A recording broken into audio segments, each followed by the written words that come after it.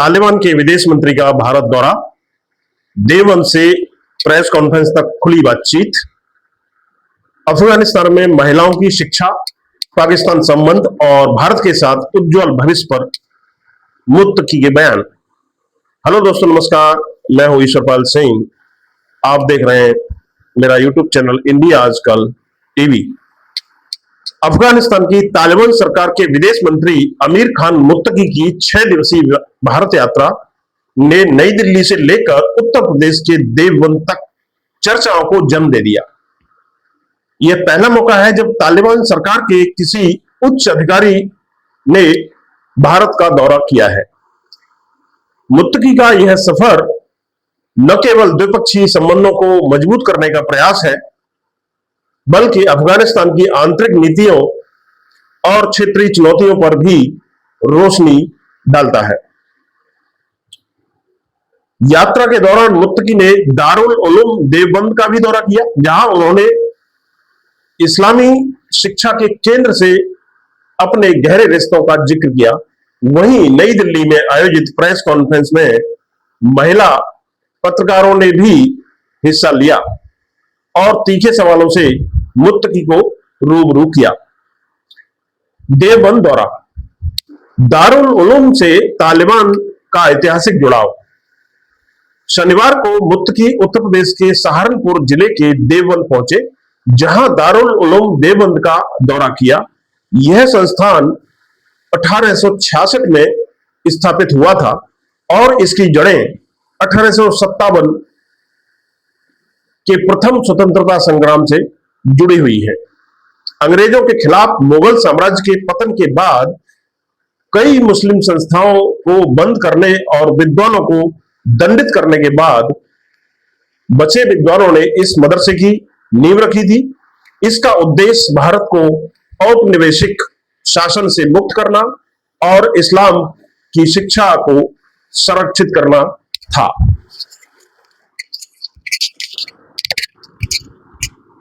दारुल उलूम सुन्नी इस्लाम के हनफी विचारधारा का प्रमुख केंद्र है, जिसके फतवे और धार्मिक सलाह भारत के अधिकांश मुसलमानों द्वारा मानी जाती है। मुत्तकी के देवबंद पहुंचने पर इलाके के लोगों ने उनका गर्मजोशी से स्वागत किया। उन्होंने नमाज पढ़ी और स्थानीय उलेमा व लोगों से मुलाकात की। मुत्तकी ने कहा, देवबंद इस्लामी दुनिया का एक बड़ा केंद्र है और अफगानिस्तान से इसका गहरा रिश्ता है। हमारे यहां से छात्र भारत में इंजीनियरिंग, साइंस और इस्लामी शिक्षा के लिए आते हैं। उन्होंने भारत अफगानिस्तान के आपसी संबंधों को उज्जवल बताते हुए कहा कि दारुल उलूम के उलेमा और इलाके के लोगों की मेहमान नवाजी के लिए वह आभारी है। जमीयत उलेमा-ए हिंद के प्रमुख मौलाना अरशद मदनी ने मुलाकात से पहले कहा कि भारत की आजादी की लड़ाई ने अफगानिस्तान को प्रेरित किया। उन्होंने तालिबान की रूस और अमेरिका जैसी महाशक्तियों के खिलाफ जीत की तुलना भारत के ब्रिटेन के खिलाफ संघर्षों से की। दारुल उलूम के मीडिया प्रभारी अशरफ उस्मानी ने बताया कि मुत्तकी को संस्थान का दौरा कराया गया और देश के मेहमान के रूप में उनका स्वागत किया गया।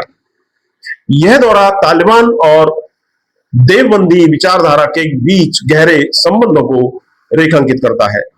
तालिबान के कई वरिष्ठ कमांडर पाकिस्तान के खैबर पख्तूनख्वा स्थित दारुल उलूम हक्कानिया से प्रशिक्षित हैं, जिसकी स्थापना 1947 में शेख अब्दुल हक ने देवबंद की तर्ज पर की थी। हक्कानिया को तालिबान का जनक भी कहा जाता है, क्योंकि सोवियत आक्रमण के बाद भी इसने तालिबान के नेताओं को समर्थन दिया। संस्थान के संस्थापक अब्दुल हक देवबंद से पढ़े थे और उनके बेटे समीउल हक ने 1988 से 2018 तक इसे संभाला। वर्तमान में उनके बेटे हामिदुल हक ही प्रभारी हैं और भारत के विभाजन के बाद देवबंदी आंदोलन दक्षिण एशिया में फैला, जिसने कठोर इस्लामी संस्करण को बढ़ावा दिया। प्रेस कॉन्फ्रेंस में महिला पत्रकारों की मौजूदगी, विवाद से जवाब तक। मुत्तकी की भारत यात्रा के दौरान नई दिल्ली में 2 प्रेस कॉन्फ्रेंस आयोजित की गई। पहली शुक्रवार को अफगानिस्तान दूतावास में हुई। कॉन्फ्रेंस में करीब 16 पुरुष पत्रकारों को आमंत्रित किया गया था, जबकि कोई महिला पत्रकार मौजूद नहीं थी। सोशल मीडिया पर कई महिला पत्रकारों ने शिकायत की कि उन्हें आमंत्रित नहीं किया गया, जिससे विवाद खड़ा हो गया। तालिबान प्रतिनिधि मंडल के सदस्य और विदेश मंत्रालय के प्रवक्ता जई तकेल ने इनकार किया और कहा कि सभी पहुंचे पत्रकारों को हिस्सा लेने दिया गया। रविवार को नई दिल्ली में आयोजित दूसरी प्रेस कॉन्फ्रेंस में स्थिति बदल गई। रविवार को कई महिला पत्रकार पहुंची और उन्होंने मुत्तकी से सीधे सवाल किए। शुक्रवार की घटना पर पूछे गए सवाल के जवाब में मुत्तकी ने कहा कि वह प्रेस कॉन्फ्रेंस शॉर्ट नोटिस पर बुलाई गई थी। आमंत्रित पत्रकारों की सूची बहुत ही विशिष्ट और छोटी थी। यह एक तकनीकी मुद्दा था। सहयोगियों ने विशेष सूची को निमंत्रण भेजा, इसके अलावा कोई और इरादा उनका नहीं था। किसी को जानबूझकर बाहर नहीं रखा गया। अफगानिस्तान में लड़कियों की शिक्षा।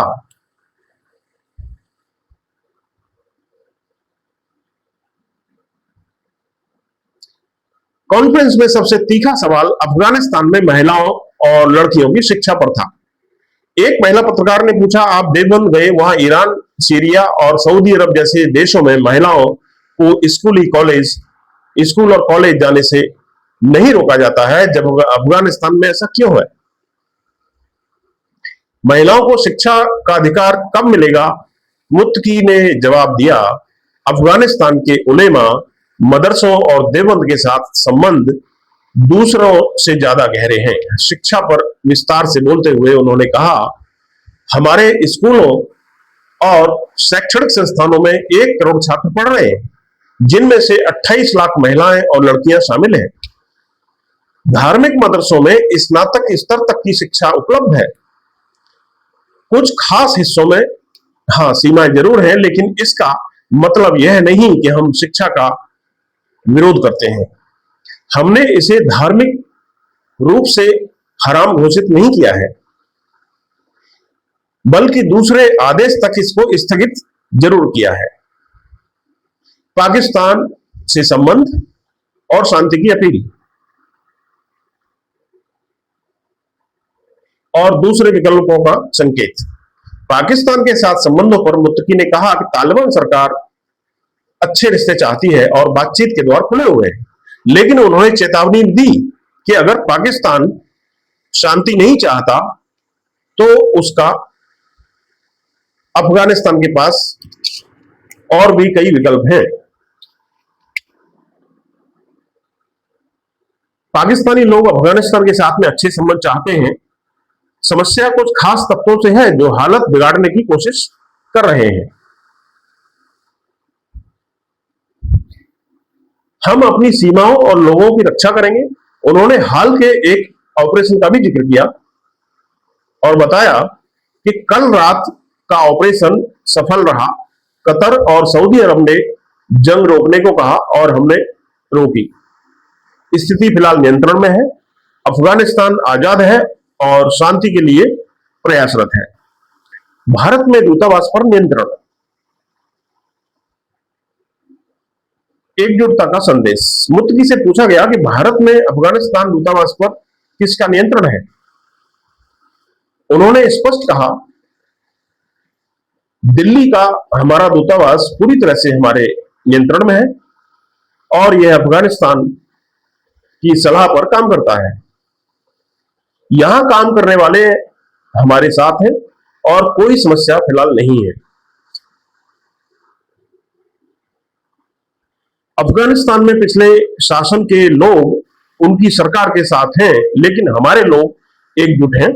यात्रा के दौरान भारत के विदेश मंत्री एस जयशंकर और राष्ट्रीय सुरक्षा सलाहकार अजीत डोभाल से मुलाकात हुई। भारत ने अभी तक तालिबान को मान्यता नहीं दी है, लेकिन काबुल में भारतीय दूतावास दोबारा खोलने की घोषणा हुई है। मुत्तकी आगरा में ताजमहल देखने भी जा सकते हैं। यह यात्रा भारत अफगानिस्तान संबंधों में नया अध्याय जोड़ सकती है, खासकर देवबंद जैसे सांस्कृतिक केंद्रों के जरिए। इंडिया आजकल टीवी के लिए ईश्वर पाल सिंह की रिपोर्ट। वीडियो आपने पूरा देखा, उसके लिए आपका बहुत बहुत धन्यवाद। इस रिपोर्ट के बारे में अगर कुछ कहना हो तो नीचे YouTube कमेंट बॉक्स में ही कमेंट करें। वीडियो को दोस्तों में शेयर करें, लाइक करें और चैनल इंडिया आजकल टीवी अभी तक सब्सक्राइब नहीं किया हो तो अभी कर लें। बहुत बहुत धन्यवाद।